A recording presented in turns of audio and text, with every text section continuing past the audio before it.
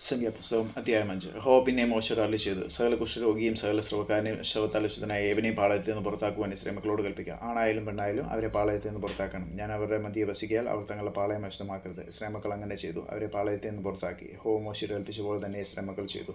യഹോവ പിന്നെ മോശയോട് അരുളിച്ചെയ്തു, നീ ഇസ്രായേൽ മക്കളോട് പറയുക, ഒരു പുരുഷനോ സ്ത്രീയോ യഹോവയോട് ദ്രോഹിച്ച് മനുഷ്യരുടെ ഇടയിൽ നടപ്പുള്ള വല്ല പാപവും ചെയ്തിട്ട് കുറ്റക്കാരായ ചെയ്ത പാപം അവർ ഏറ്റുപറയുകയും തങ്ങളുടെ അകൃത്യത്തിന് പ്രതിശാന്തിയായി മുതലും അതിൻ്റെ അജ്ജിലൊന്നും കൂട്ടി തങ്ങൾ അകൃത്യം ചെയ്തവന് പകരം കൊടുക്കണം. എന്നാൽ അകൃത്യത്തിന് പ്രതിശാന്തി വാങ്ങുവാൻ അവന് ചാർച്ചക്കാരനില്ലെങ്കിൽ അകൃത്യത്തിനുള്ള പ്രതിശാന്തി യഹോവയ്ക്ക് കൊടുക്കുന്നത് പുരോഹിതനിരിക്കണം. അതുകൂടാതെ അവന് വേണ്ടി പ്രായശ്ചിത്തം കഴിപ്പാനുള്ള പ്രായശ്ചിത്തത്തിൻ്റെ ആട്ടുകൊറ്റനെയും അർപ്പിക്കണം. ഇസ്രായേൽ മക്കൾ പുരോഹിതൻ്റെ അടുക്കൽ കൊണ്ടുവരുന്ന സകല വിശ്വവസ്തുക്കളിലും ഉദർച്ചയായതൊക്കെയും അവനിരിക്കണം. ആരെങ്കിലും ശുദ്ധീകരിച്ചർപ്പിക്കുന്ന വസ്തുക്കൾ അവനുള്ളവയായിരിക്കണം.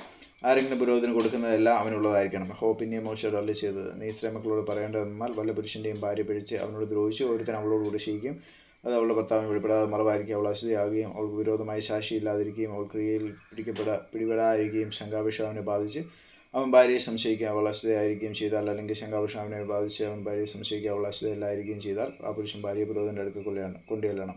അവൾക്ക് വേണ്ടി പരിപാടായിട്ട് ഒരു ഇടങ്ങഴി യവപ്പൊടിയും കൊണ്ടുചെല്ലണം. അതിന്മേൽ എണ്ണ ഒഴിക്കരുത്, കുന്തിരിക്കുകയും അരുത്. അത് സംശയത്തിൻ്റെ ഭോജനയാകുമല്ലോ. അപരാധ ജ്ഞാപകമായ ഭോജനയാകും തന്നെ. പുരോഹിതൻ അവളെ അടുക്ക വരുത്തി യഹോവയുടെ സന്നിധി നിർത്തണം. പുരോഹിതൻ ഒരു മൺപാത്രത്തിൽ വിശുദ്ധ ജലം എടുക്കണം. പുരോഹിതൻ തിരുവാസന നിരത്തെ പൊടി കുറേ എടുത്ത് ആ വെള്ളത്തിലിടണം. പുരോഹിതൻ സ്ത്രീയെ യഹോവയുടെ സന്നിധി നിർത്തി അവളെ തലമുടി അയച്ച് അപരാധ ജ്ഞാപകത്തിൻ്റെ ഭോജനയാകും അവളുടെ കയ്യിൽ വെക്കണം. പുരോഹിതൻ്റെ കയ്യിൽ ശാപകരമായ കൈപ്പുള്ളവും ഉണ്ടായിരിക്കണം. പുരോഹിതൻ അവളെ കൊണ്ട് സത്യം ചെയ്യിച്ച് അവളോട് പറയേണ്ടത്, ആരും നിന്നോടുകൂടി ശയിക്കുകയും നിനക്ക് ഭർത്താവ് ഉണ്ടായിരിക്കും, നീ അശുദ്ധിയിലേക്ക് തിരികെയും ചെയ്തിട്ടില്ല എങ്കിൽ ശാപകരമായി ഈ കൈപ്പുള്ളത്തിൻ്റെ ദോഷം നിനക്ക് വരാതിരിക്കട്ടെ. എന്നാൽ നിനക്ക് ഭർത്താവ് ഉണ്ടായിരിക്കും, നീ പിടിച്ച് അശുദ്ധിയാകുകയും നിന്റെ ഭർത്താവല്ലാതെ മറ്റൊരു പുരുഷൻ നിന്നോടുകൂടി ശയിക്കുകയും ചെയ്തിട്ടുണ്ടെങ്കിൽ, അപ്പോൾ പുരോഹിതൻ സ്ത്രീയെ കൊണ്ട് ശാപസത്യം ചെയ്യിച്ച് അവളോട്, യഹോവ നിന്റെ ദന്തം ക്ഷയിപ്പിക്കുകയും ഉദരം വീർപ്പിക്കുകയും ചെയ്തു നിന്റെ ജനത്തിൻ്റെ ഇടയിൽ നിന്നെ ശാപവും പ്രാക്കുമാക്കി തീർക്കട്ടെ. ശാപകരമായി ഈ വെള്ളം നിന്റെ കുടലിൽ ചെന്ന് നിന്റെ ഉദരം വീർപ്പിക്കുകയും നിന്റെ ദന്തം ക്ഷയിപ്പിക്കുകയും ചെയ്യുമെന്നും പറയണം. അനുസരി ആമേൻ ആമേൻ എന്ന് പറയണം. പുരോഹിതൻ ഈ ശാപങ്ങൾ ഒരു പുസ്തകത്തിൽ എഴുതി കൈപ്പുവെള്ളത്തിൽ കഴുകി കളക്കണം. അവൻ ശാപകരമായ കൈപ്പുവെള്ളം സ്ത്രീയെ കുടിപ്പിക്കണം. ശാപകരമായ വെള്ളം അവൾ ഉള്ളിൽ ചെന്ന് കൈപ്പായിത്തീരും. പുരോഹിതൻ സ്ത്രീയുടെ കയ്യിൽ നിന്ന് സംശയത്തിൻ്റെ ഭോജനയാഗം വാങ്ങി യഹോവയുടെ സന്നിധിയിൽ നീരാജനം ചെയ്ത് യാഗപീഠത്തിന്മേൽ അർപ്പിക്കണം. പിന്നെ പുരോഹിതൻ ഭോജനയാഗത്തിൽ ഒരു പിടിയെടുത്ത് യാഗപീഠത്തിന്മേൽ നിവേദ്യമായി ദഹിപ്പിക്കണം. അതിനുശേഷം സ്ത്രീയെ ആ വെള്ളം കുടിപ്പിക്കണം.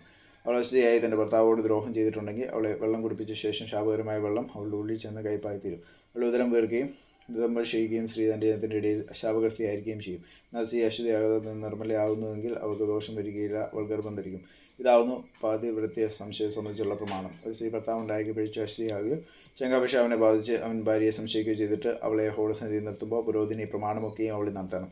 എന്നാൽ പുരുഷൻ അകൃത്യത്തിൽ ഓഹരിക്കാരനാകില്ല, സ്ത്രീയോ തൻ്റെ അകൃത്യം വഹിക്കും.